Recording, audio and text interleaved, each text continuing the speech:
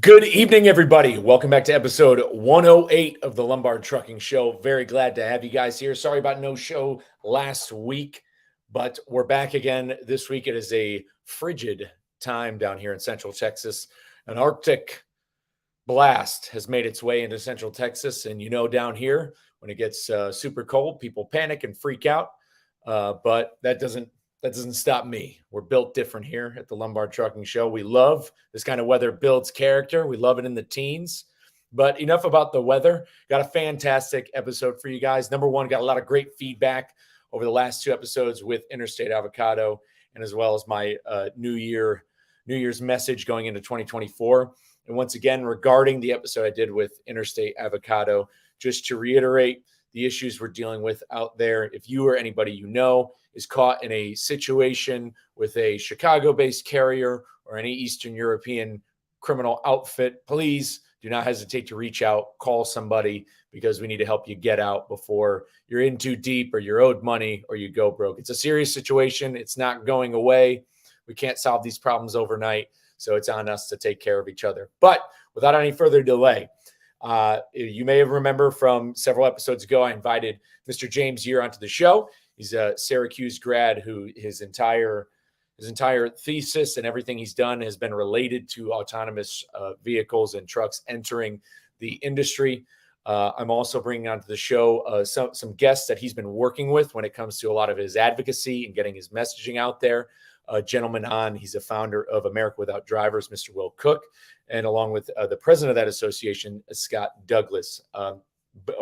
Both of all of these gentlemen have appeared on my good friend Gord's show, Voice of Gord. Highly recommend going to check some of those episodes out. It gives you a lot more detail about what the organization America Without Drivers does, because it's gathered a lot of information about how essentially a lot of this autonomous trucking technology isn't just the free market at work. A lot of this has been going on behind the scenes, and the people linked to it are linked within our government as well as foreign adversaries over there in China. But I'm not going to steal it away here or anything like that. I'd rather just get right into it, because the reason why we're having this episode and having this discussion is to, one, do what I've said, what we're going to do in this show, which is keep the conversation going. We're going to continue to keep this conversation going to build that awareness, so that way we can educate people. And you're going to hear Will touch on that. It's all about educating people and letting them know what is to come. It's not a matter of if it's going to come. It's now a matter of when and what are we going to do about it. So I'd like to bring back on the show for the first time, second time here, Mr. James Year. Welcome back. What's up, brother? Oh, not too much. Thanks for having me. It's good to have you. And I am also going to tap in here, bring our good friends Will and Scott up onto the stage. Good evening, gentlemen. How's it going? How are we doing? I will. What's going on? Let's kick it off with some intros, James. If you want to remind the audience of who you are and what you're up to. Yeah, so I'm James Year. I was originally a small town Iowa farm kid that got lost on his way to college in the U.S. Air Force and hauled international freight for about 6 years on C-130s. Bounced around in college a little bit. Just graduated from Syracuse University with a multimedia photography and design program, and I focused exclusively on trying to photograph and document the automation of trucking as it relates to self-driving trucks and the labor and environmental issues that would cause. Awesome. And Mr. Will Cook, please introduce yourself to the audience. I am Will Cook, truck driver. Been driving for about 34 years. I hold a master driving award, and why I say that is because that comes from the ATA, and ATA doesn't like to give me any recognition for that now. They probably wish they could take that award back. But anyways, founder of America Without Drivers, founded it back about 4 years ago. I guess we're in our fifth year now.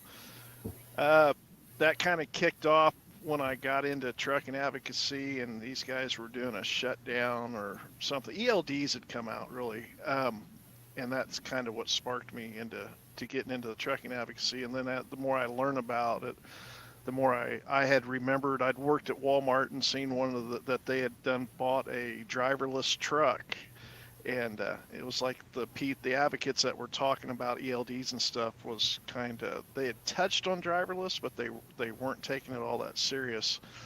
And I had seen some YouTube videos, back, I don't know, back when Bush was in office, and it was models of running autonomous trucks, driverless trucks. It was actually Volvos. How Interstate 80 would be driverless and so forth like that. And so I just started digging in, and that's where it's led me to today. Is to I've done a lot of homework on it and connected a lot of the dots and formed America Without Drivers. And then we started putting Truck the Vote together. So started to go talk to senators, and come to find out, some of them, the majority of them, didn't know anything about it. The ones that did acted like they didn't. And the more we dug into that, that's because there's it's really more of a government push than it is anything else. Just so we can get into that as we go down the road. I mean, that's kind of the little bits and pieces of it. I mean, ask any questions and I'll be more than happy to tell you about it. But yeah, it's been around for a while, since, I mean, really hot and heavy since 2015. Obama really put it into swing. President Bush Jr., when 9/11 happened, our boys were getting blown up by roadside bombs over there, and Silicon come to him, and that's when they introduced the driverless, and he opened up the Pandora box by letting it go overseas. And when he done that, I mean, we done had drones and stuff, so it wasn't nothing new. But when he opened up the doors for that, it opened up the doors here in America. And then also China and other countries were starting to mess with, China mostly was already starting to mess with driverless vehicles too. And to be in competition to stay ahead in this technology, that's where it's kind of we have to do this to some extent, because we have to stay up on stay lead in the technology. Because if we don't, then go ahead. If you could, I think you can. You're coming at, your voice is pretty good, but you can move your mic a little bit closer to your mouth. If Can you hear me there? Oh yeah, that's perfect. Better? Okay. So we've got you, the founder of America Without Drivers, and I see Mr. Scott Douglas over there. He looks, he's wandering around the truck stop. Scott, you want to introduce yourself? Yeah, I've known Billy since about 2018 or so, and I just kind of followed his lead. But I started driving in 2006. My entire career has been flatbed and covered wagon, open deck. It's all been open deck for me, pretty much. Awesome. And you're the current president of America Without Drivers. I'm sorry, could you repeat that? I had someone else talking to me. No worries. You're the current president of America Without Drivers. Correct. Yeah. Awesome. So you guys are working in tandem on this. And I can't appreciate what you do enough. Will, we were talking before the show, and for the people listening out there, really recommend you going back to the Voice of Gord episode where Will Cook comes on and goes into the real details behind everything with this autonomous trucking, and how, for all the people out there and my friends who work in tech and work for brokerages and freight tech companies, how this really truly, none of this is all this really, it's part of it could be the free market at work, but there's a huge push for it by the government, and it has ties to China, as Will said. And the reason why we're jumping on this show is because there's actually 4 pieces of legislation that have kind of gone not too much talked about, one of which a lot of people may have heard of, which is AB 316 in California. Now, that was a bill that passed California legislature, which was vetoed by Governor Newsom. This bill would have required a CDL holder to always be present in the vehicle of an autonomous vehicle at all times. Now, there's other bills. Bill 57 in the state Indiana legislature. New York has a Senate Bill 7758. There's also a bill in the House of Representatives that has gone through committee, which is House Bill 1022, which all have kind of different wording, but essentially have the same rhetoric of these autonomous vehicles can't be on the road without a human operator in them because of emergencies and stuff like this. And now when it comes to this essentially what these bills do, and James, you can correct me, but what the bills would do is it kind of defeats the purpose for these companies to bring these vehicles to market. It takes away their entire form of profitability and their rationalization of why they should be on the road and factor of cutting costs. So let's get right into it with these bills.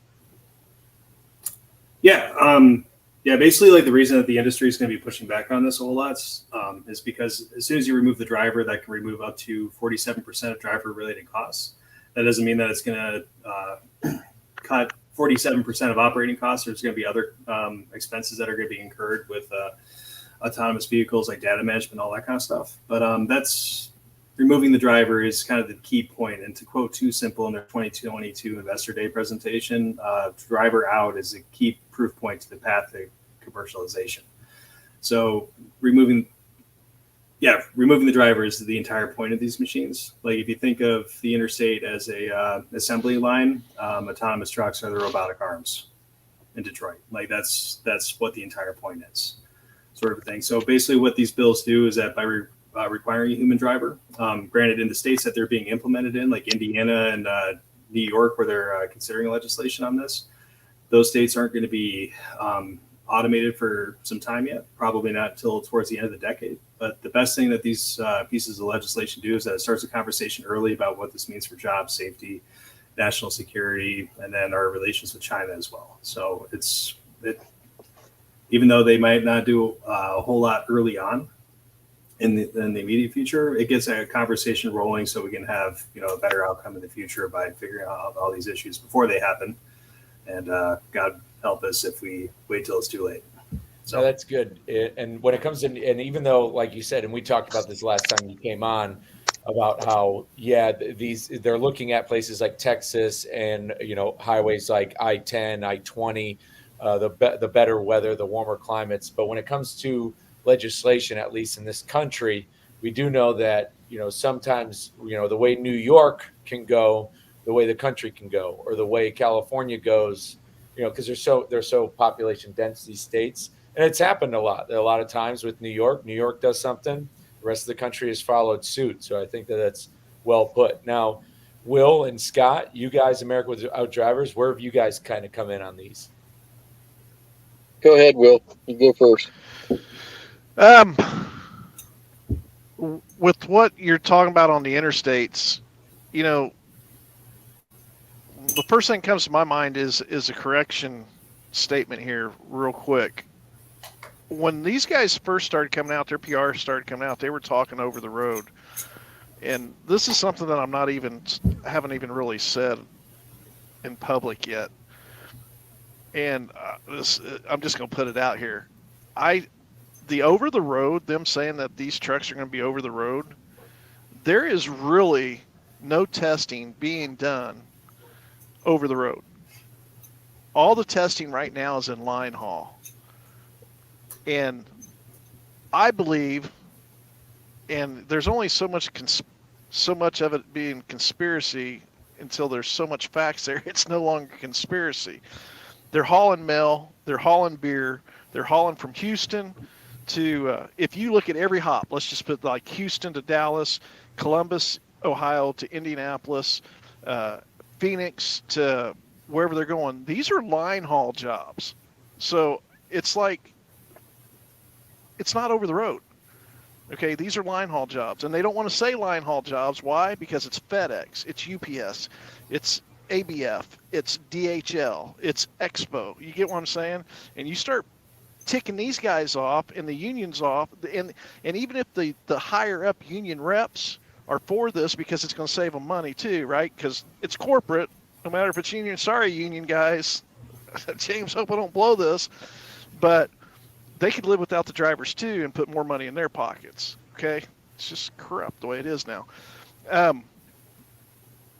So, yes, these guys are dominantly coming out and focusing on the short hops. Now, I'm going to add something else in here because there's such a big push for electric vehicles. Who was it just got almost $1 million grant from the government for a big part of their fleet to go electric? I just read it the other day. Sorry, I didn't have it written down. I wasn't prepared for this. but it goes hand in hand, because once you go electric, they're not ready to go totally over the road yet because the infrastructure and stuff isn't set. And you keep hearing infrastructure's not ready, but on short hops on line haul, the infrastructure can be ready really quick. And it also entertains electric vehicles because they don't have to go that far on a line haul. If they go from terminal to terminal or hub to hub, and there's a charging at each hub or another unit ready to hook up to that trailer and take that trailer back, it's all doable. So this is just something that the more that I'm digging in and finding, it's line haul that is getting ready to just, when it busts open, when it, what I call the Henry Ford production, it's going to be a line haul. That's where it's going to be. It's interesting you say that, because for the most part, the conversation has always gone where people always say, oh, this is for the long, they'll say not line, they'll say this is for the long hauls, the over the road stuff. And I never even thought about putting that into context, because truly over the road is me taking a load from Dallas, bringing it to St. Louis, then getting something from St. Louis, bringing it down to, Simsboro, Louisiana, getting something from Louisiana, it goes to Ohio. So in reality, that's probably not going to, that can't really happen, because you're right. There's nobody, they're going up and down 45, and they're going back and forth on I-10. They're doing straight line hauls, back and forths. They're not going out and actually going on a real over the road route. They have done it just for PR purposes and for experiment purposes. When they first started coming out in the public and announcing stuff, we just went from California to New York in a driverless truck, something other like that. But that's all they've done. On a regular basis, these trucks that are operating almost every day right now, 7 days a week, are short haul. It's mail runs, it's beer runs, it's hub to hub, it's terminal to terminal. And again, the electric trucks are here. There was an article that came out. If you watch TikTok, or not TikTok, but Twitter, X, whatever it's called now, and LinkedIn, that's where you get most of your news on this, because they're not wanting to talk to the drivers. It's not going to be in Landline unless Landline busted out, or Truckers News, because this isn't information that they want the drivers to know right now. They wanted to keep the drivers in the dark. They don't want the drivers to quit, because they're not really ready for the drivers to get out yet, okay? But they still have to entertain and solicit their stockholders and investors. And where's the stockholders and investors and tech people is on a different platform than what drivers are. You get what I'm saying, where I'm going with that? So when you start watching those two platforms and you watch what they're doing, I mean, they're posting all the time, every day. They're constantly out there on Twitter, on X. You follow Kodiak, Aurora, all them. I mean, it's amazing what you find out. And the same thing with the electric vehicles, the electric trucks. They'll say, oh, they're not really ready for it. They're not that long. Yes, they are. They're there. Is it expensive? Is there grid problems? Is there some other problems? Yeah, but this is America. America says, okay, we've got this part figured out. Get it out there, move it, and let the public figure it out. People will come in and say, okay, I got a solution to that. I can fix that. Somebody's going back. And if I can figure this out, I'll be a millionaire.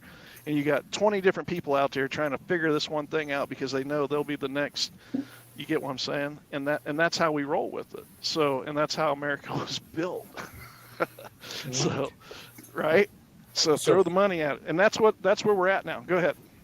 Yeah, so I'm saying, so that's kind of the situation we're in, where there's government money going around, a lot of this stuff with autonomous, and I've said it before on this show that the push for autonomous is definitely a further push for, it's a backdoor way to get this zero emission electric stuff, which is all a farce, to be perfectly honest. And I don't hate the environment, and I'm not trying to say I'm not a climate denier or anything like that. I think if you add something unnatural to the environment, clearly, maybe there's a cause and effect. I'm not a scientist, but the idea of companies being, what we're doing with this zero emission stuff and everything electric, all we're doing to the pollution that we create, we're just exporting our pollution at this point. That's what we do. That's what we are doing. We're not cutting our pollution. It just ends up getting exported one way or another. So this is the kind of we're playing the ball where it lies. We have these pieces of legislation going on. And so what's kind of the path forward with what you guys have been doing and talking about with getting this legislation kind of talked about? That's why we're here, is to get the conversation to keep rolling about this legislation. You're in Indiana now. What's coming on the horizon with this bill in Indiana?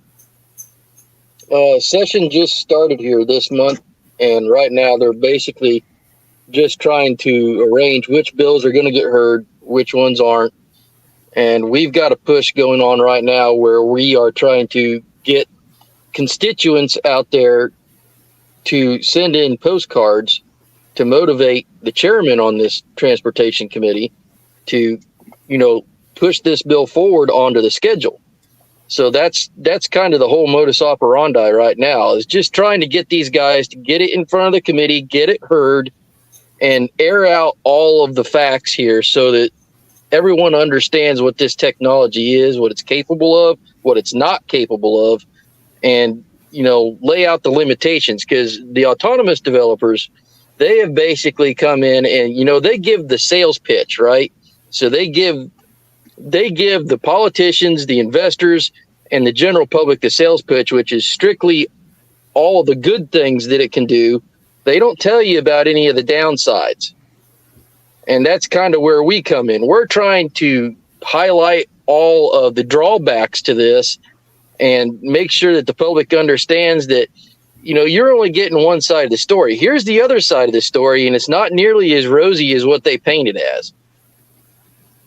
And so we need to push now. I want to go into that bad side, because that's something that needs to be reiterated. So you're telling me that in Indiana right now, so this House bill has a shot to not even get voted on. It's a possibility it might not, but that's the way it is with all of these bills, because all this stuff comes in and it gets assigned a priority. Well, the chairman assigns the priority, and if he doesn't want to hear it, he's just going to let it mothball, and it's going nowhere. So what we have to do, and what we've been told by the bill's sponsor, the author, is, he needs some constituent support to show that the public is aware of this issue and that they want the issue aired out in committee. They don't want it put back on a back burner. Okay, so his donors, I just did the homework on this because they already shot it down. They already said they weren't going to hear it this session. This is the second year in a row that they pushed this bill out and said they didn't want to hear it. All right. Now we have a window of opportunity here, James, right? Within the next 2 weeks, 3 weeks, to possibly somehow persuade to get this bill heard, but it's already been said, no, we're not going to hear it this session. It'll be 2025 before it can come back up again. But when you look at his donors, the donors is energy, pharmaceutical, all these other donors that outweigh transportation and labor. So the only way that this bill would get heard right now, because all these donors that are outweighing transportation and labor are donors that are heavily invested into this technology and want this technology. Okay, so that's why I'm out doing the postcards and trying to get people just flood it with the public, pushing back against us. That's the only opportunity we have. Because what they're really wanting, I'm just jump ahead, what they're really wanting to do is they're wanting to get through 2024 here and get some more safe miles under their belt, get a little bit more of the glitches out of technology, and the backup sensors. This is key, the backup sensors to the sensors that are running autonomous. Because what they're working on right now that's come out in the article is we are not quite there to have sensors that back up the sensors. Yeah, so redundancy. Backup plan. So redundancy, exactly. So, and then they're already saying that even in 2024, this comes straight out of Aurora. Yes, it's going to be high risk for us to push this year, but it's a risk we're going to go ahead and take. I don't know what that risk is. I don't know if it's public. I'm wondering, I have a suspicion that it's the public, us doing what we're doing and bringing it to the forefront, because they've been wanting to stay ahead of it so that it's just like Texas. Texas already has too many trucks down there. There's no way you're going to put driverless back in the box down there in Texas. They're hauling freight. They're doing it. I mean, unless they have a Waymo incident or a cruise incident where they drag a body down the road or something really ugly happens, you're not putting it back in the box. And that's what they want up in Indiana. And that's why they're not going to hear it in Indiana right now. They want to give this enough head start to where you can't put it back in the box. Yeah, I know in Texas it would be an uphill battle. I know that Cruz has had some issues in Houston. There have been some incidents out there, and I think people in Austin. I'm in Austin, and people are very weary. The Cruise vehicles have caused traffic jams. People definitely don't like.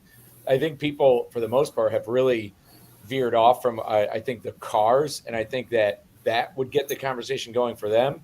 But even up to the governor's office in Texas with Governor Abbott, I mean, he has done everything he could to lure businesses like Aurora and like Kodiak and stuff to do business in Texas because it's more money into the state.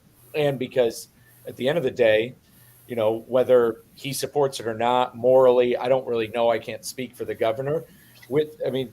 Texas as a whole, Laredo's already the largest land port in North America. It's set to explode due to nearshoring here in the near future because of the renegotiated NAFTA. So if autonomous was to click, say autonomous was to click by the time the new bridges open in Laredo, you're only talking about more freight moving and more money. So in states like Texas, it's hard, but I think in places like Indiana, you're right. I think as the conversation can get going, it could get caught on. Now, Scott, you had mentioned some of the tech companies sell the good side, but America Without Drivers does tell the other side of things, and not down to just the lost jobs. And James has come on the show. What is this downside? What's the sell to Indiana voters on why they should be hounding their congressman on why this bill should go in? Well, the biggest thing is, the safety issue. And that's what this Congressman, Jim Toombs, had in mind when he put this bill together. It was all strictly a safety issue. And by the way, he's a truck driver too. So, that's kind of where he was coming from. So we had to kind of delineate what those safety issues were. And, one of the biggest ones we found out is just about every system on the sensor package on these trucks is hackable, and not just a little bit hackable. They're wide open in some cases. A lot of this stuff it's connected by Bluetooth. Bluetooth is one of the most easily hacked systems there is. I've watched white hat hackers in a Starbucks hack other people's phones by hacking into their Bluetooth. It's nothing. It's child's play. All of the systems that run, or the sensors that run the cameras, all the sensors that run the LiDAR, all of that stuff's hackable. And you can't run these trucks without these systems. You can spoof them, you can ghost them, you can basically jam several of them with over-the-counter equipment. James and I was talking about this the other day. It was like, man, you could buy stuff off of Amazon that would make this look easy and for a relatively cheap price.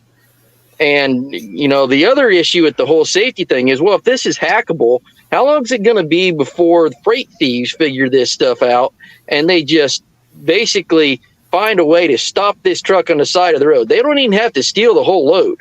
Say it's like, a load of laptops or something, really expensive consumer electronics. They only got to get maybe a quarter to a third of the load and split before the cops show up, before they've got a major loss on their hands. And if this happens over and over again, we're going to have a big problem. This is all rampant in Tennessee right now, if you've been watching the news. Two of the studies showed, and this is just really simple, but it's crazy. One is they can put a virus in these trucks through the door locks, through the windows. They could lock you in the truck or lock you out of the truck. Okay, this is simple. And then they can put a virus in there to where this virus starts and it don't even activate. It's just like your phone. It'll slowly start going through the system. The other thing was on this study that we had, the other thing was they could be going down the road and somebody get in here and put a hologram or something in front of this truck, confuse this truck, and it's programmed to shut down when something happens, and the rear end collisions can be catastrophic. And that's why, now this is conspiracy here, but this is why that we believe that some of these side curtains the guard things that they put on the side and lowering the ICC bumper, because they know that these things are going to be these are going to be doing crazy things, and we're going to have driverless cars out here plus the driverless trucks.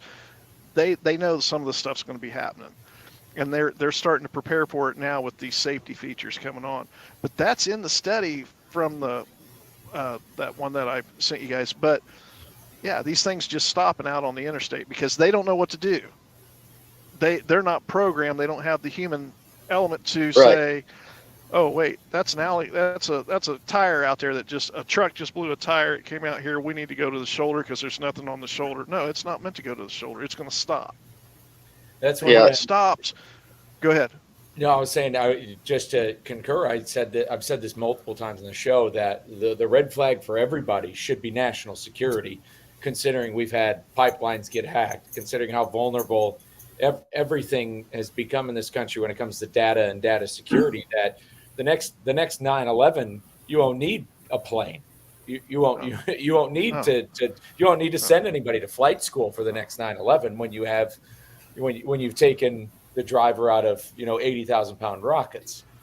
Yeah, well, I mean, we're going to have 12-year-olds coming out here out of science class being able to screw with these trucks, literally. And you can't tell me they're not going to be doing it, because what do 12-year-olds and 13-year-olds do, right? Think about it. I mean, because, our grandkids and stuff right now are on tablets and stuff like that, on these computers and stuff at what?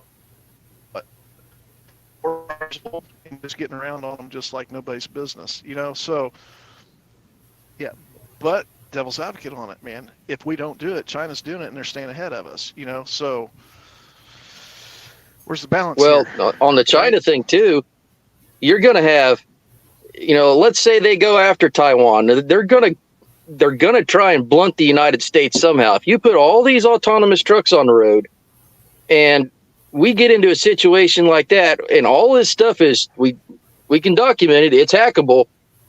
That's just like putting a giant bullseye on the entire trucking industry. It's too tempting to target. They could shut down the entire freight logistics system in this entire country at the drop of a hat, like it's nothing. And my whole thesis is, at least human drivers, our brains aren't hackable. They can't hack into our heads. And if you still got some older trucks that don't have some of these newer electronic features that can be hacked into outside of autonomous, you're going to be able to keep the freight chain moving. They're going to have to, attack something else, like you said, the pipeline system.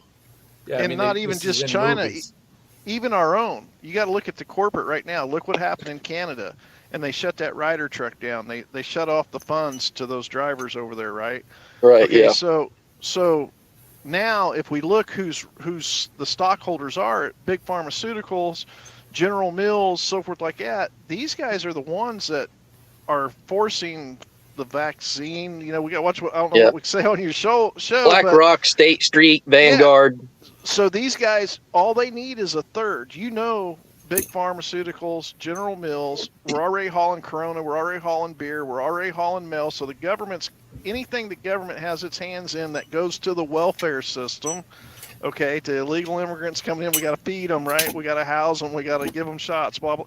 All that stuff will be on these line haul trucks, because they're on line haul trucks now. So now all of a sudden they're automated. So now all of a sudden your little town don't want to force you to get the vaccine. They've got control of our freight. They don't need to have all the trucks out here doing this. All they have to do is have a portion of the trucks out here. So it's not even China we have to worry about. It's our own. And we learned that through COVID. I mean, it's not popular to say to the administration, but all the middle class, anybody that's awake right now knows this. You're giving up a big portion of your freedom. And they don't even have to say that they did it. They could go in and say, oh, it was hacked. Oh, it was our enemy. It was China. Do you see what I'm saying? Just think about no, it's just not good. Offloads responsibility. I think that was one of the biggest, if that could be one of the biggest wake-up calls. You said this on Gord's show, and it has nothing to do with conspiracy or anything, but whether we like it or not, there's people who were for the vaccine and against it, but we replaced vaccine with anything. So say, it does, so I'm trying to kind of word it how you did, but say there's somebody is in office who's president at the federal government level that are trying to mandate things down to states, whether it's a Republican or Democrat, doesn't matter, because obviously this country's kind of divided. So say we just let this technology roll out status quo, not do anything, not pass this legislation in Indiana. Say there's an administration that wants to push something onto the state levels. Say your state gives pushback, similar to how Governor DeSantis pushed back against lockdowns. Same thing with Texas. But you could switch it around. How other, it doesn't necessarily need to be COVID related. It could be anything, whether they're trying to force it down.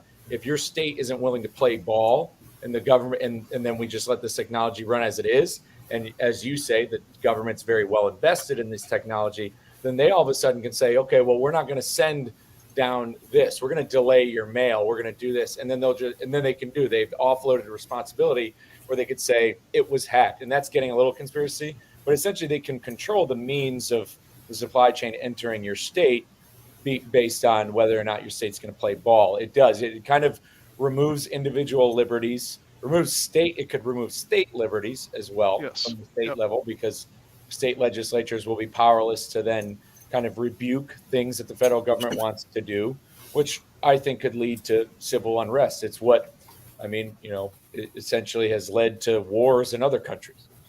That's exactly right.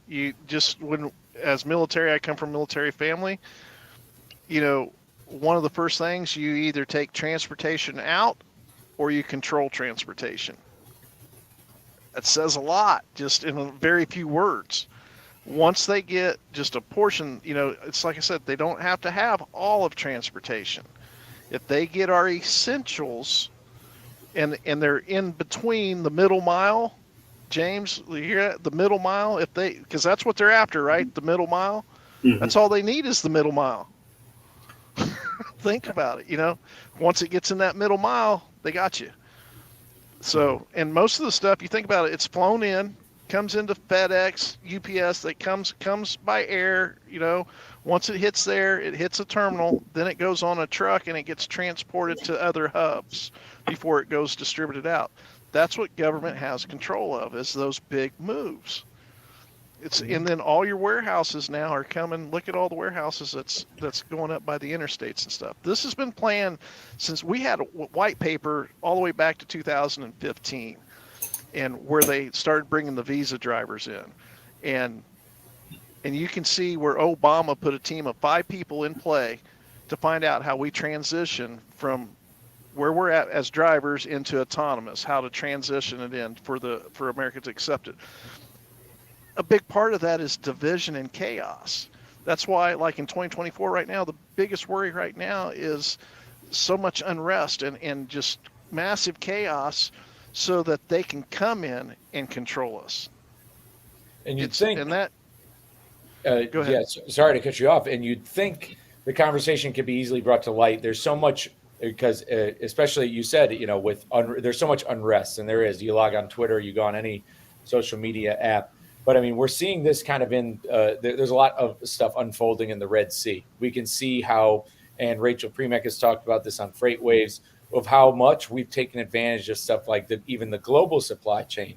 And here's the thing, those ships, even if those ships were what if those ships were autonomous and they were crewless? They had nobody working on those ships. What Houthi rebels can do to those ships and what they can do. And so at the end of the day, just to go back, even at the macro standpoint, when it comes to controlling transportation, controlling the means of the supply chain, at the macro level, we see unrest in the Red Sea. We see how fragile it is. Europe is suffering. Tesla's shut down a plant in Germany over slowdowns. We've seen what can happen.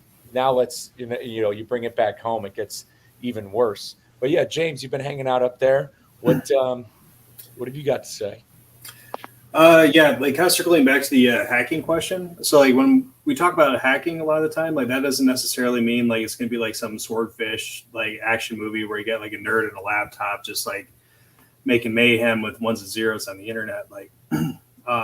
You can modify these systems and alter their behavior from modifying the environment and how they perceive it. So that doesn't mean, like I said before, not necessarily through a keyboard, but GPS transmitters are going to be a big one. High-powered laser pointers are going to be another one where you can physically affect the sensors on these things and how they interact with the real world. That's going to be another very pressing concern.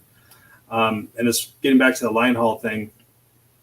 These things are going to be like, at least on I-45 with Aurora Trucking and also Kodiak, these are going to be adopting a transfer hub model where basically they're just going to be going from point to point in between two major urban centers, and then human drivers are going to take it back to the final destinations in the warehouses. So basically, when you automate anything, it's going to be breaking this process down to the simplest thing first, and then it's going to be expanding from there. And the best piece of evidence I can find for drivers is to look up the 2022 Investor Day presentation by Aurora Trucking. You can find it on YouTube. It's about 2 hours long. And one of the more interesting things about that is that Aurora just comes right out and says that the transfer hubs are just beginning. Eventually, when the system gets good enough and they get enough data to improve the algorithm to expand their capability, they will be pushing from the transfer hub model out to warehouse, and eventually dock to dock. That's what's really aggravating, like James is saying right here. Sorry, James, just real quick. They're telling us this. We don't have to go dig this up. They're bluntly saying it. Yeah, and it's one of those things too, with like the technology that we have today is the worst that it will ever be again.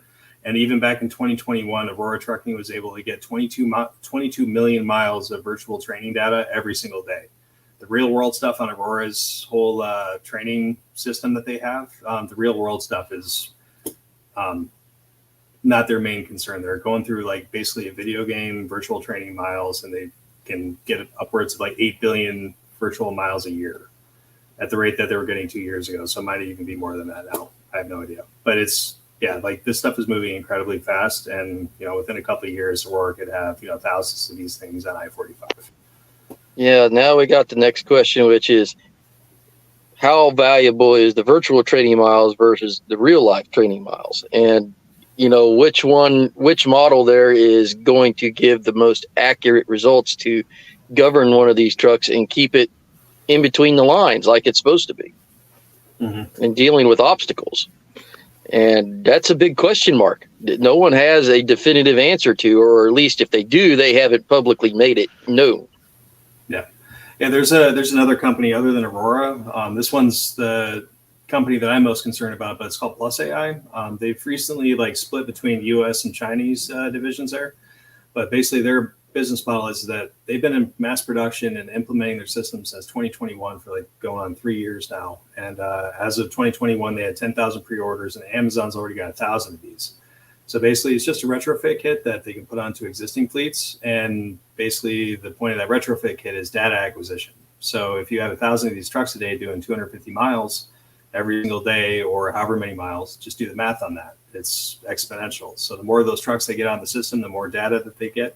And if you have real world data versus basically video game data, which one's going to be better, right? So data is king. And if you can get the real thing, that's going to be allegedly far better than anything that you can do in a simulation, because a simulation is just basically a computer nerd's interpretation of reality. And I don't know if you've ever played Grand Theft Auto recently, but that's not reality. So. And that's why these hearings this is why these bills keep getting pushed back. That gives them another year to gather more data. And they know how quickly that they're advancing. 1 year they advance so far. So these guys were bought to say, hey, give us 1 more year and blah, blah, and it's there. I mean, look at the warehousing on Interstate 70 between Indianapolis and Columbus, man. The money invested in that is just crazy. This has been well planned out. This wasn't just 2 years ago. This has been planned out. And we've done a good job at it. So when it comes to the immediate issues, James, as you call forth, where do we go with America without drivers? What are we looking at? I would say the biggest thing would be jobs. When you take a peek at what some of the industry heads are talking about regarding the asset utilization rate, if you have 1,000 driverless trucks, that's going to be able to do the work of 2,500 drivers. And as far as I can tell, there's no realistic scenario where you're going to be able to get more than 2,500 new jobs out of the ones that you just lost. So as far as what the jobs would do, how that's going to restructure the trucking industry and what that means for working people, working families, tax bases, and what that means for national politics. I think that's far and away the biggest concern that we should be talking, or that we should be focusing on as far as legislators and what they need to be worried about. Because there's other research out there that shows that automation really pressures people into voting for radical political change. And America's kind of a basket case right now, and I don't think we need any more of that. Also very true. So, Will, where is so you said America Without Drivers right now, you're sending out postcards. Are you sending out postcards to Indiana voters only, or is the word kind of going out to New York? I went out today, and 20 out of 20 people agree that the mechanics that I talked to said that these trucks aren't ready for this, that it'd be so easy to be hacked and so forth like that. They just chew it up and spit it out.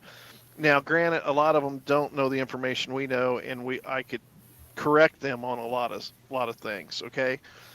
And then just the person that doesn't know anything about the sensors or anything like that, just the shock and awe of being on the highway with the truck without a driver in it. Okay, they're not ready for it. So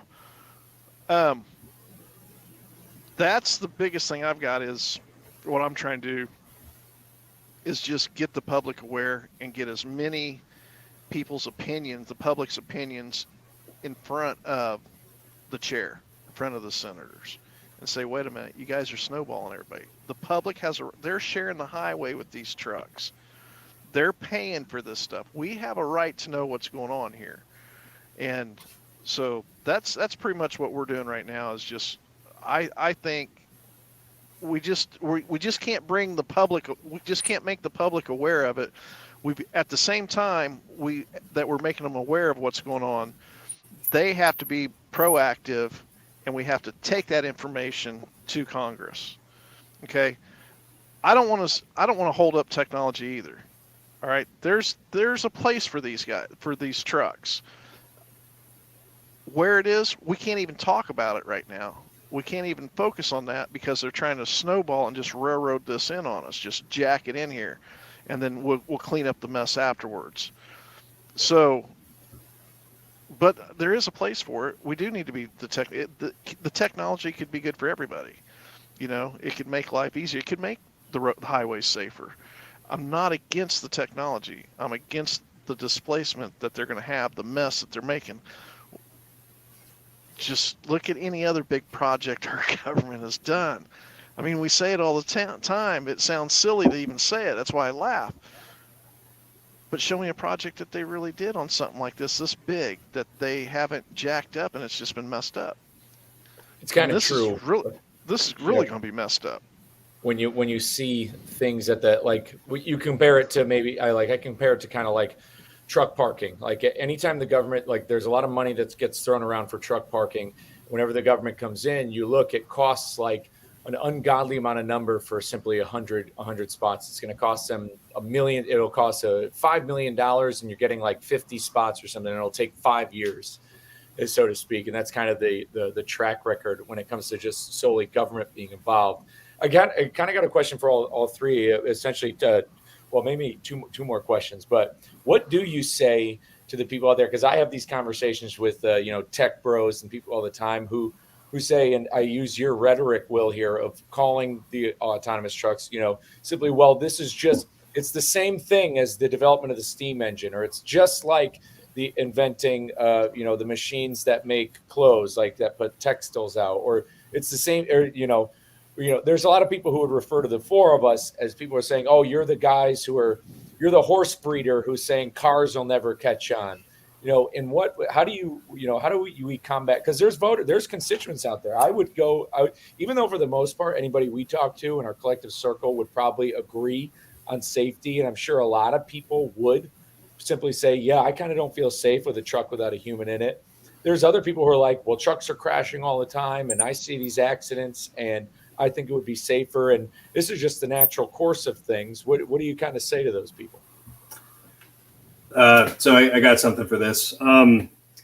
So for anybody that would say that and like refer to us or anybody here as Luddites or anything like that, those types of people generally tend to forget about the fact that brand new world-changing technologies like the steam engine, power looms, electricity, everything else, they have a bad tendency of displacing more jobs early on, and the promised benefits of those new technologies don't arrive for a while. Like in the first industrial revolution, where you're talking about steam engines, like increases in pay and quality of living didn't go up for about a period of 70 years. Right, with autonomous trucking, this is happening faster. We might be able to see the benefits of that faster, but in the next 10, 20 years, like if you're trying to sell me a new boat 20 years from now, where you can't really tell me what it looks like and how nice this boat's going to be, I'm not going to buy it, right? And if you look at that specific period of history, when you have more losers than winners in this market, and more people are going to be harmed by this technology than benefit, and our lives ultimately all get harder, whether you're a trucker, photographer, writer, whatever else, those people that are going to lose are going to have an axe to grind, and we all have a vote. And that's just putting it on the light side. If you go back into the Luddite rebellions, like these tech bros that are moving, whose ethos is to move fast and break things, they really need to start getting concerned about what they're breaking and how fast they're breaking it, and who's going to be pissed off at them for breaking it, right? So this technology is moving extremely fast. It's only going to move faster. And within the next 5 years, there's going to be quantum computing is allegedly going to be economically viable. And then at that point, all bets are off. Like, we're entering uncharted waters. This technology is nothing like any of the previous technologies that we've ever had before. And it's more akin to aliens landing than, creating a new iPhone. This is something that we've never experienced before. And it's going to change our society for better or worse. And in the near term, it's probably going to be worse. So I just want to use Indianapolis to Columbus line haul jobs, $70,000 to $110,000 a year jobs. We're going to talk. These guys are getting home every day. You're looking at FedEx, Old Dominion, ABF, FedEx, Saya. Expo. Yeah, somebody like Estes. So each one of these companies have let's just put a number on it of 50 trucks going one way, 50 trucks coming the other way. Okay. So let's say you've got, let's use a 500 number, 500 drivers on each side out of the Columbus area and out of the Indianapolis area. Now, that's going to be Greenfield, the suburbs around Indianapolis, the suburbs around Columbus, okay? Most of these drivers don't live in the city. They live in suburbs around the city. And this is a very small number that I'm giving you right now. You displace them drivers, because once these guys turn the key, driver out, it's just to flip the switch. All these companies that I just spoke of have trucks, have plenty of trucks to do this, and that's all they do is these line hauls, and the displacement. It's where are they going to go to work? First of all, where are they going to go to work to make $70,000 to $100,000 a year? That's one. It's America, whether you like it, whether you don't. We all agree, we spend what we make. Okay, they're already capped out. They've already got the home. They've already got the cars. They got the boat, the toys, whatever they got.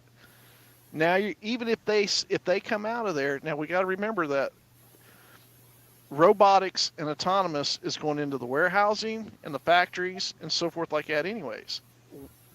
Even the statistics of the ATA and them already say that the majority of truckers are in their late 30s and 40s. So you're going to retrain these guys in their late 30s, 40s, and bring them 20 to 30,000. No, the crime, it's just messed up. And that's just what I just said is a low number, and that's just Indianapolis to Columbus. What about Indianapolis to Chicago, Indianapolis to St. Louis? You get what I'm saying? People don't understand when they flip the switch on this, how many, I'm just saying line haul. That's why they haven't been coming out here saying line haul, because you start telling these line haul drivers this, shit's going to hit the fan. You ain't seen Jimmy Hoffa until those days, until these guys, and they want these out here beforehand.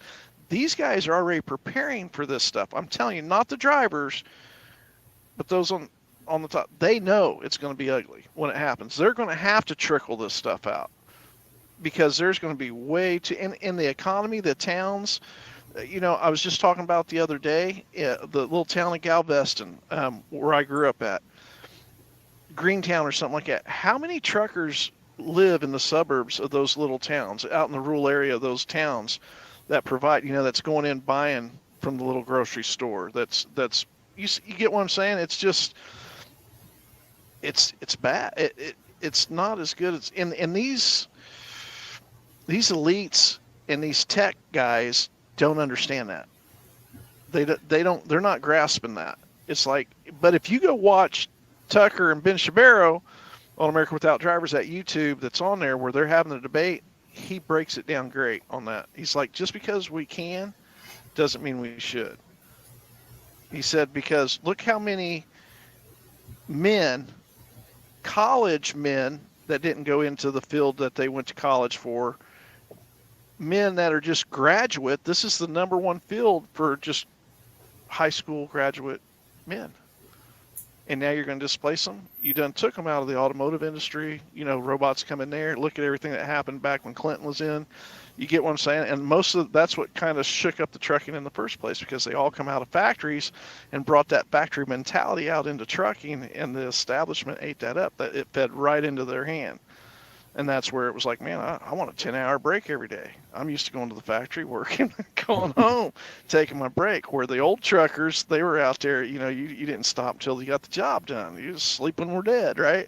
So, no, it's a lot just on jobs alone. Like he said, every autonomous truck, 1,000 autonomous trucks going to take 1,000, right, autonomous trucks will take 2,000 jobs. It'll take 2,000.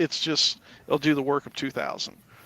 Yeah. So, no. The other and just the reality. Go ahead. Yeah, the other consideration with that too is that if we're going to be restructuring the trucking industry around transfer hubs and shifting more work towards local driving, which again is going to be temporary, it's not going to be forever. If we shift more jobs centered completely around the transfer hub model, we're basically going to be isolating all those rural trucking companies that are going to be in those same markets. So anybody that's like working in dry van, reefer, all that kind of stuff, like who knows, 10 years from now, they might have to deadhead like 50 or 100 miles just to pick up a load to bring it somewhere else. And that's going to put a huge strain on rural companies. And on top of that too, like if you're talking about like major states like Texas automating, and say Florida would be another massive single state market for these trucks to go to, or California, either one, those states in between there might not see the economic benefit from it. So like, even if you're still running diesel, doing like, I-10, I-20 out to Florida or something like that, Mississippi and Alabama aren't going to benefit from this, and they're going to be seen as drive-through states. So this is going to have an outsized impact where it's basically going to risks consolidating the industry into a handful of higher population areas, and rural areas are going to get screwed over super hard by this. There's one other thing here too, because you're going to see, you've seen a lot of consolidations here lately with trucking companies, and you're going to see an avalanche of consolidations when this really gets going, because you're going to put so many small and medium-sized trucking companies out of business in a really big hurry that this kind of plays right into their hands too. If you look at, the Federal Aviation Administration, you look at the railroads, what have they done over the past 30, 40 years? They've all consolidated down into smaller and smaller companies.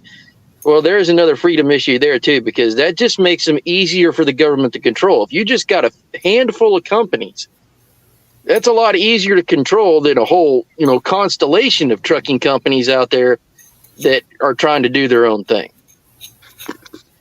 And, also too, on the financial side, one thing we can kind of get through to the politicians at the state level, you talk to them about money and taxes. That tax base issue is a really big deal, because when you start taking all these people out making 70 to 110,000 a year, and you can't put them into a comparable job making anywhere near that much money, you're doing some massive erosion to your tax base. And that's money that goes back into the state for roads, corrections, all other kinds of stuff that the states have to do, basic functions, all the way down to even welfare. So those states, where are they going to compensate for all the money that they're losing by taking all these people out of the tax base? I'm not sure that many of them have considered that yet. Yeah, and sorry, just to jump in there real quick, like the tax base issue is a really huge thing. One interesting way that you can think about this is that, like Detroit, a lot of people don't think about it as a tech hub, but it is a tech hub, and it's the mecca or the holy land for industrial robotics. And then, like within Detroit alone, there's 5 times more industrial robots there than there is any other metropolitan area. And obviously, those industrial robotics, they don't get sick, they don't sleep, they don't take holidays or anything like that, but they also don't contribute to the population there, right? And since I might be fudging the numbers on this because it's been a while since I read this book, but in Daniel Susskind's A World Without Work, I believe he stated that since 1986, the output of Detroit has been 70% more. I believe it was by 2018 than it was with 30% less people than it was in 1986, right? So those robots in the factories, they didn't contribute to the tax base. And what did the local governments have to do? They had to, tax property owners and scrounge up new ways to make up for the losses of that technology, right? So Detroit's actually a really great example of like technology. It might have created new jobs elsewhere for other people, but not in the same geographic areas and that were lost. And that had obviously very terrible impacts. Yeah, that was roughly about the same time Detroit started turning into a ghost town in several neighborhoods too. Yeah, and it's not necessarily just due to technology. You can't scapegoat just one thing there because there's a lot of things going on with shipping jobs overseas and relocating factories and all that kind of stuff. But like technology has kind of escaped the criticism for what happened to Detroit there, and it definitely deserves a lot more attention. I think that one right there is the one that should catch politicians off guard because, like life-changing technologies, the steam engine, some of these in the first industrial revolution, we're talking late 1800s. This is before America didn't even have an income tax back then. There was none until 1913 or what have you, or 1917. No, you're right. Whichever year. So there was no income tax when that happened. So really, those casualties of war, of the displacement of jobs, didn't have a direct impact. But just what you said right there. So the general consensus of why voters and politicians should care is the displacement is unprecedented. And on top of it, that displacement, and there's a lot of people out there, and this is kind of like speculation, but there's a lot of people who are against, large urban centers, and there's a lot of people who are trying to get out and get away from cities. Well, with this technology, for those people, it kind of would force that, but that's the thing. It displaces people, the tax revenue of so many places where, the rural places, like you're going to have certain cities, municipalities that, because you wanted to, adopt this technology, ensure you've cut costs for certain businesses. Is your police department going to be funded? Are you going to be able to fund your schools? Are you going to where at the end of the day? So it's not even just the money in people's, it's not even just the money that the $70,000 to $100,000 a year jobs truckers are getting. There's the income tax right there you're talking about millions of people. Like you're talking, and just on the early, so say it's just 1 million truckers tomorrow, you snap your fingers, that you have 1 million people in all 50 states. Now that tax revenue is gone. Now trickle that down to the dispatchers, trickle that down to the truck stops, those drive-through states, as you mentioned, because that's what we got. They won't be flyover states, they'll be drive-through states for the supply chain. So you trickle it down to the hotels, all the displacement of employees. They're unlike 1895, whenever something was invented. Here in 2024, we have burgeoning budgets where we're paying for so much, from the roads all the way down to what Scott said, down to the welfare programs in these states. And if you don't have, at the end of the day, we can't just keep printing money. Well, you got to have something to produce it. You can't just, it doesn't come out of thin air. Yeah, people actually have to earn money to do that. Now, this is really good. I think this is a good call to action for voters out there. And I know we're running on time and everything, but I want to say, when it comes to the immediate actions, everything we talked about, what can people do? How can people get involved with America Without Drivers? And who should voters, constituents in Indiana and beyond, who should they be calling? Well, one thing that Billy and I have tried to do at Truck the Vote is we're trying to turn this into a template so that, another group of truck drivers in a different state can take this same template that we're using here and replicate it in a state where autonomous hasn't, moved in and taken over yet, obviously.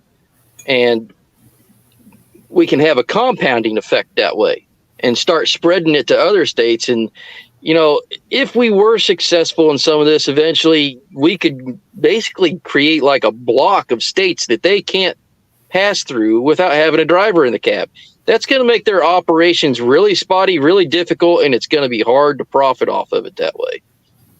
Now, your template, when you say template, have you guys drafted, are you saying you've drafted kind of a bill that you're presenting to legislatures? Well, not a bill so much, but the process by which we do this so that, they can go and look at what Bill and I are doing in Indiana right now or attempting to do and look at the process of how we did this. And most of these state legislatures, they work relatively in similar fashion, right?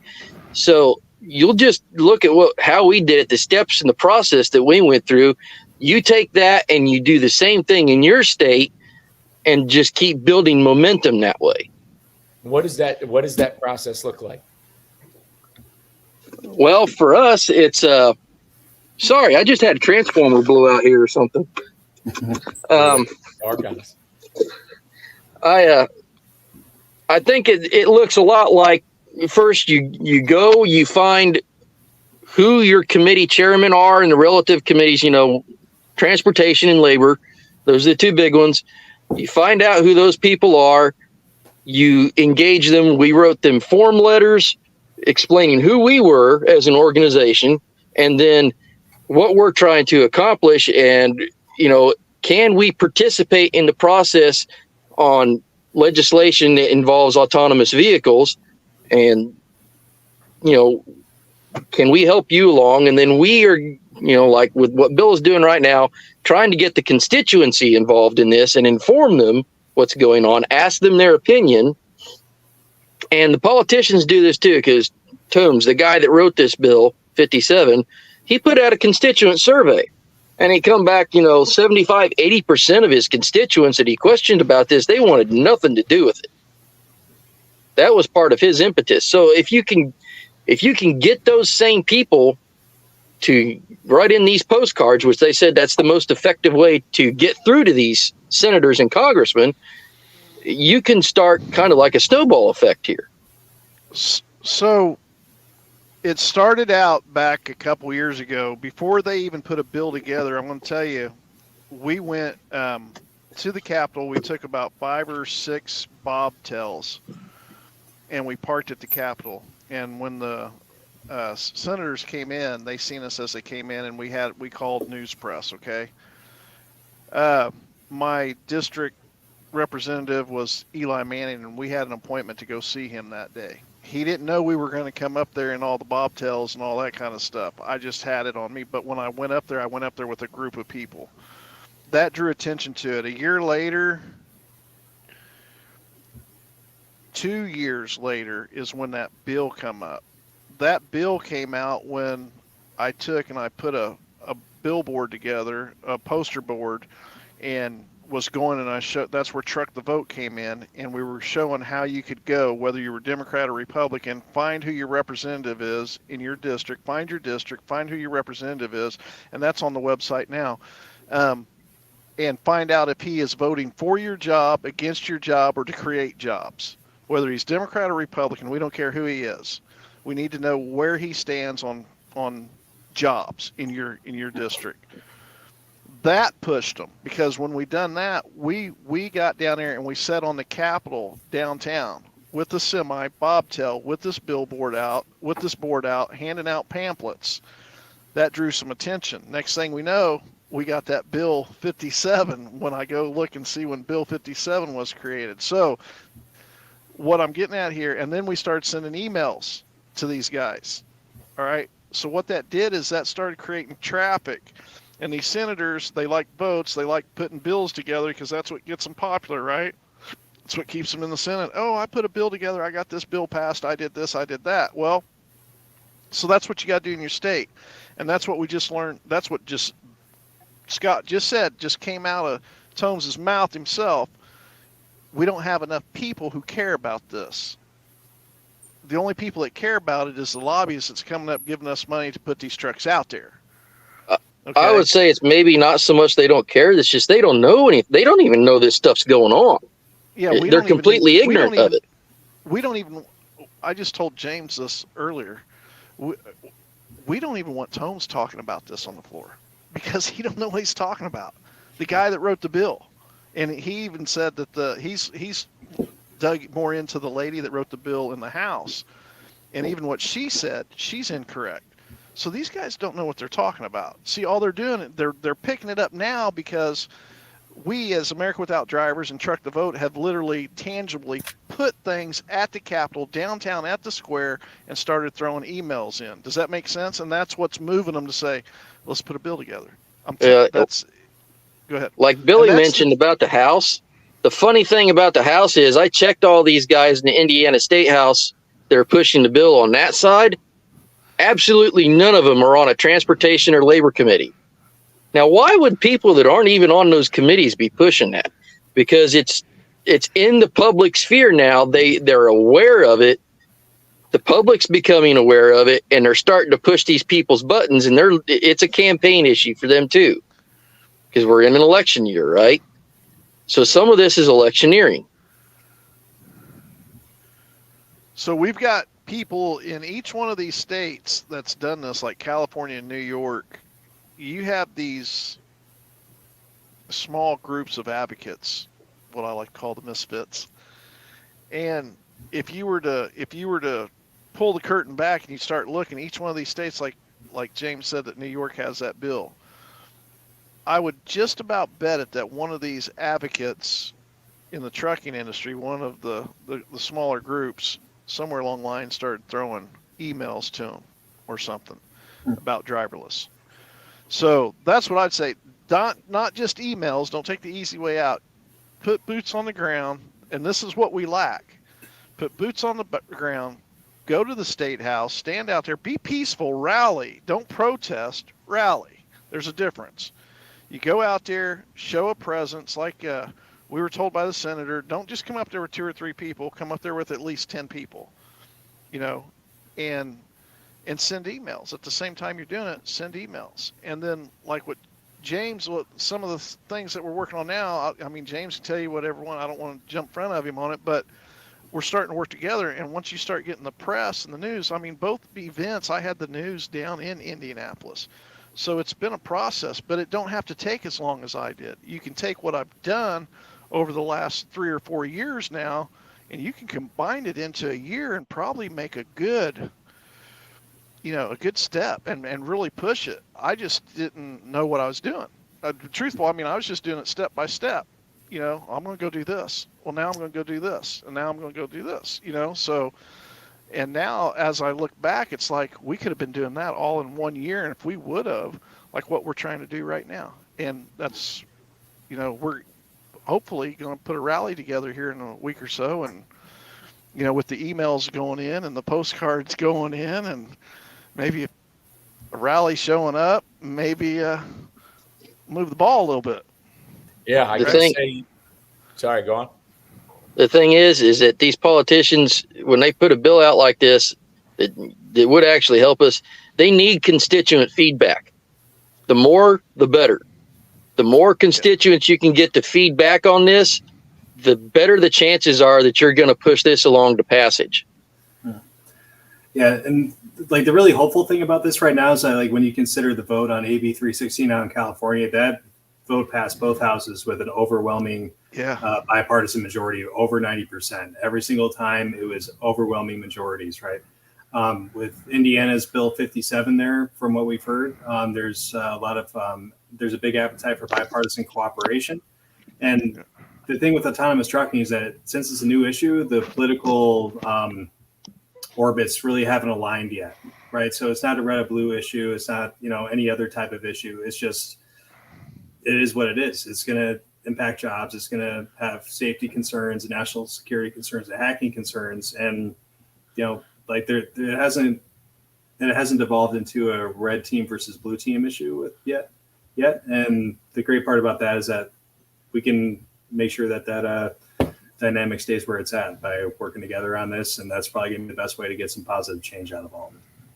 No, I'm with you guys. I know we're doing, like, our organization, CDL Drivers Unlimited, we're trying to do grassroots stuff the same way America Without Drivers is, with getting people advocating for it on the basis of the fact that, things in transportation aren't red and blue. They're not, the polar spheres of politics haven't made it. You support autonomous. That must mean you're a huge, big right-wing fascist, or you don't support, or you do support autonomous, you're a communist. Like, it hasn't gotten to that point to where people are so polarizing on your opinions of it, which makes it that successful. So real quick before you just said it, like with CDL Drivers Unlimited, any association that you're with on these groups, it's like us. We don't make any money. We don't have membership fees. We don't have anything like that. We are literally a boots on the ground. Go out there and do it. Okay. We're not a threat to nobody like that. And like this deal here, I was willing to take the postcards and any of the information that we had, anything that we were doing, and hand it over to say, here, stamp your own organization name on this. Go do it yourself. Here's what we're doing. Go do it. And there's got to, the division in that, this is where those numbers that we need, we could have them numbers if these guys wouldn't go against it. It don't matter if OIDA's in there or CDL Drivers Unlimited or NASTIC or whatever. If somewhere along the line, people need to buck the upper saying, hey, we don't have to go to bed with these guys. We don't have to jump in bed with these guys, but we need to go stand on this line together. And we can fly our own flag. We don't have to fly their flag. Fly your own flag and represent yourself. But we got to get there. I mean, we got to get there. And us, like myself, we're not making no money. We got you can see the people on the team behind the scenes, and that's not the way we roll. What we do is speak the truth. And we're not about money, and you show that we don't have an agenda. We have an agenda of moving the ball, not the jersey that we're wearing. It's the fact of moving the ball. I don't give a crap what jersey you got on. Let's get that ball across the field, because we're all going to pay a massive cost to this if we don't. Make sense? So. Yeah. No, absolutely. So, but before we sign off, you're saying you're trying to plan an event here in Indiana within the next coming time frame. What's that looking like? James, within a couple weeks, right? What do you think? We floated the idea of the 25th here. I think that's probably going to be the most reasonable. We haven't set a time yet, but hopefully we'll be getting that figured out here in a couple of days when we figure out some more of the logistics on the back end of things. So. Definitely let me know, because I know I know some people in Indiana, and I know some people in our organization. We'd love to get that word out to anybody, especially, we've got some good reach with people over at Freight Waves. And if there is any sort of event where there's ever a rally, we definitely at least want to get it the press and the attention it needs, especially for these bills going on. So for anybody, go on. Yeah, because they're in session right now. So this is not one of those things where we can plan for a month down the road. This needs to get done here pretty quick while they're in session. And they have certain days out of the week that they have said that they're in there, going in session and so forth, that it's a good time for us to rally there. So it's just one of these days where it's one of those things where we really are going to have to just throw this together and get down there and just do the deal. It shouldn't take that long. There's enough people, experienced advocates out here that know how to do press releases and so forth like that. And it's not like top secret stuff. Some things you just don't want to put out in public. You just need to get it done and do it. It's been done in the past, and we just need to do it again.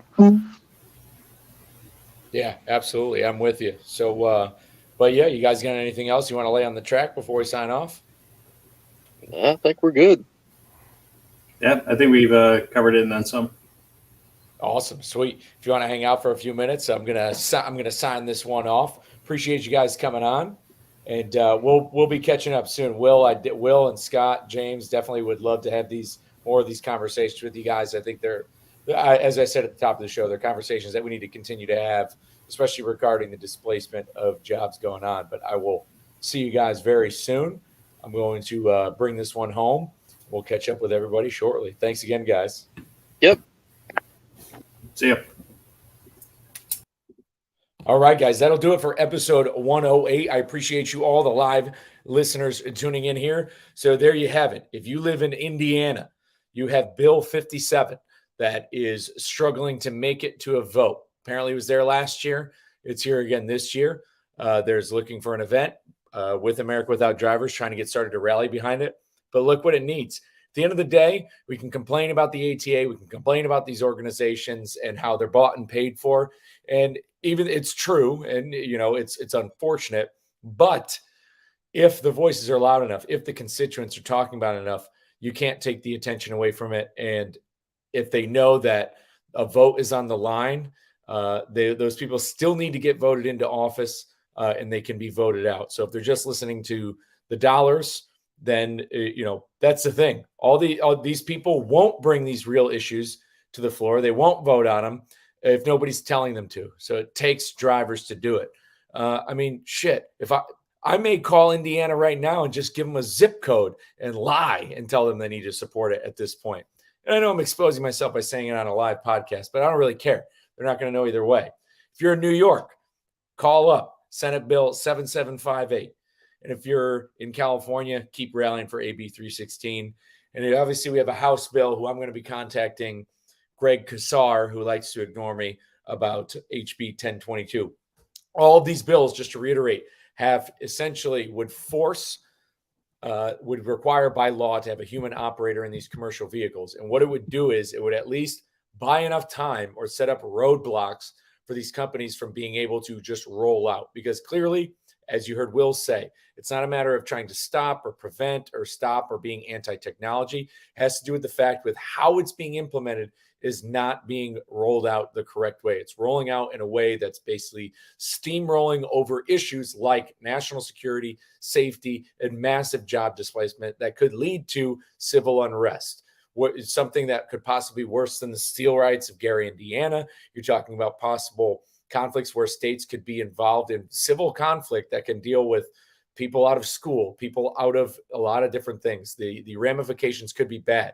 It's not anti-technology. It's the technology needs to come out in a proper way to where the displacement isn't going to damage economies based on taxpayer revenue and damage people's livelihoods to the point at which they can't work anywhere. And also it's not going to put our national security at risk at the same time, as well as the safety of other people on the highways. It needs to happen the right way.